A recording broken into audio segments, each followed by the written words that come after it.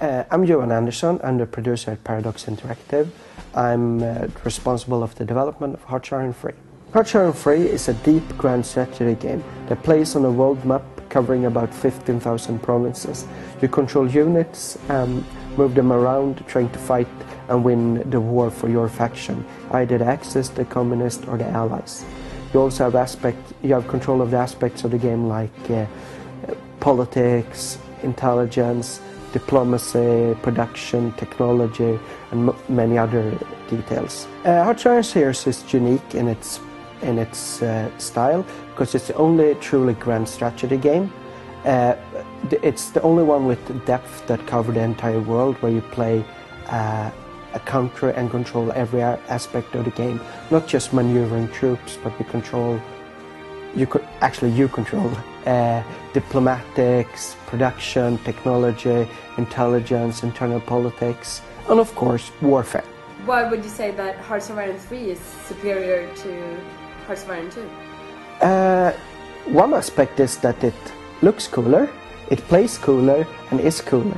Well, seriously, I'm kind of proud about our new unit system, where it has this unit hierarchy, where you can you don't have to give orders, as an example, to every single little division, but you can say you want to control at a higher level. If you're playing at an army group, you just give order to that army group, take this objective, then the AI will control the units below it for you. That works out absolutely great when you're playing the game right now, and it makes the game completely unique compared to our previous games. I think the major difference is that we tried to make it more interesting for the veteran players, so that they get more things to do, like more of details, like deeper logistics, more units, bigger maps, more options at every gameplay. And of course, we also want to make it easier accessible to new players, so that you can get easier into the play with quick starts and other things. I wanted to have the game more playable when you had a lot of units, because it was too much to handle at times, and I was thinking that this would be a cool idea. It was an idea I had a few years ago, me and Chris, our designer here, had been talking about it for years and years, and then we finally figured out it would be great in a Hearts Iron 3. And since we were adding more features and more provinces to handle and more detail on units, it was a must to make the game not micromanagement as well. Will there be as many historical events as in the previous games? Yes and no. All the historical events from Hearts Iron 2 are in the game. Some of them are events that comes no matter what.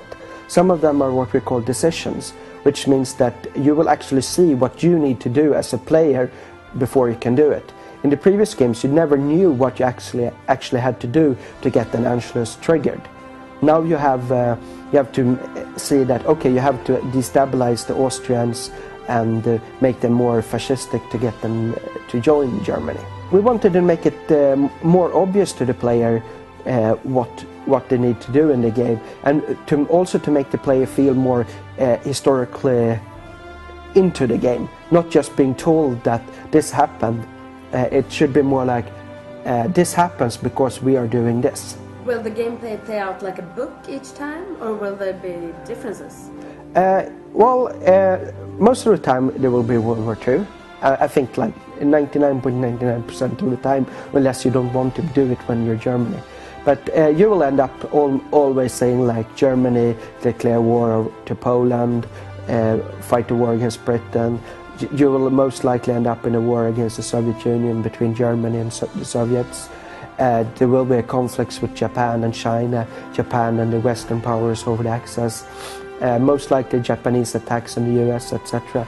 But actually how the wars play out, that's up to you and up to the AI to actually be able to win the game. Sometimes Germany wins, sometimes Germany loses, sometimes Japan does better than they did, sometimes they do worse. It's all up to the player.